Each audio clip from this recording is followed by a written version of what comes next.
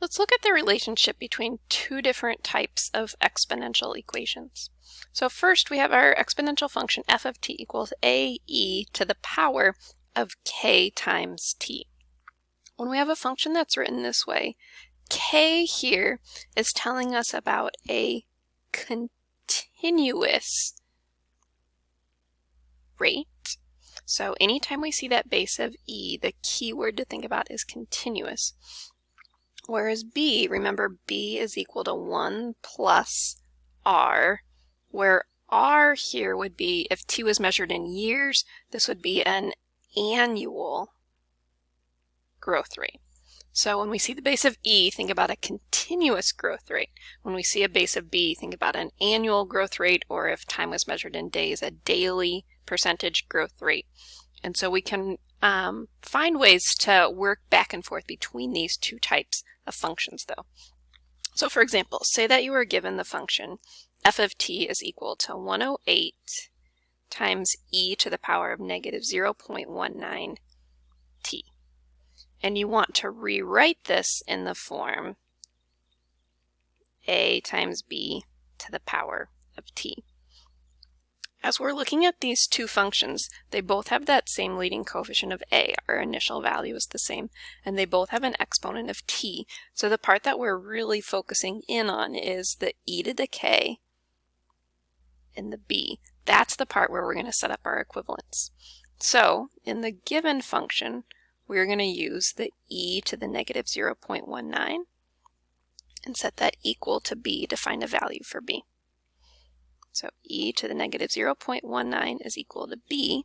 The thing we're solving for is already on one side of the equation by itself, so all we need to do is put e to the negative 0.19 into our calculator, and then we get that b is about 0.827 if we round to 3 decimal places.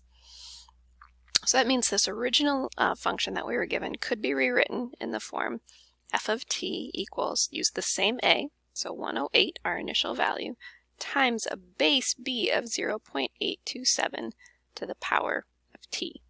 If you were to graph this function that we just wrote as well as the original function, you would see that they look exactly the same on your graph. So we could say what we have also found is that our continuous annual growth rate, so this is coming from the one with the base of e, it's negative 0.19, so that would be a negative 19% when we look at this as a continuous rate, whereas our annual percentage rate, since our b was equal to 1 plus r, is always the way that we can find that. In this case, 0.827 is equal to 1 plus r. So subtracting 1 from both sides, we get that r is equal to negative 0.173. So this is telling us that our annual percentage rate is a negative 17.3%. So if we look at this as a continuous rate, so if we were looking at a rate of depreciation, something like that, so it would be decreasing at a continuous rate of negative 19%, or if we're just looking at annual, so these discrete intervals, then it would be a negative 17.3%. Let's look at one going the other direction. So say we were given f of t is equal to 52 times 1.135 to the power of t, and we want to turn it into our continuous form, ae to the kt. So just like before, we focus in on e to the k, and this is our value for b.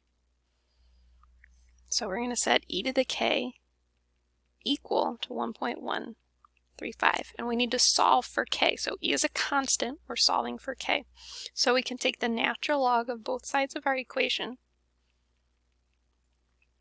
In doing that, our exponent rule says this k moves out in front. So we'd have k times the natural log of e, but the natural log of e is just equal to 1, so k is equal to the natural log of 1.135. This is what we would need to put into our calculator.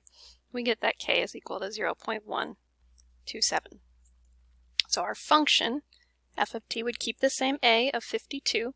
We'd have e to the power of 0.127 times t.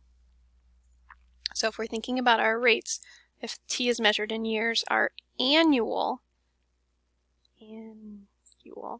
percentage rate, since b was equal to 1.135 and b is equal to 1 plus r, so if you take 1.135, set it equal to 1 plus r, subtracting 1, r is equal to 0.135, or 13.5% would be our annual percentage growth rate. Our continuous rate is coming from that value of k that we found. Since k is 0.127, it would be a 12.7% continuous growth rate.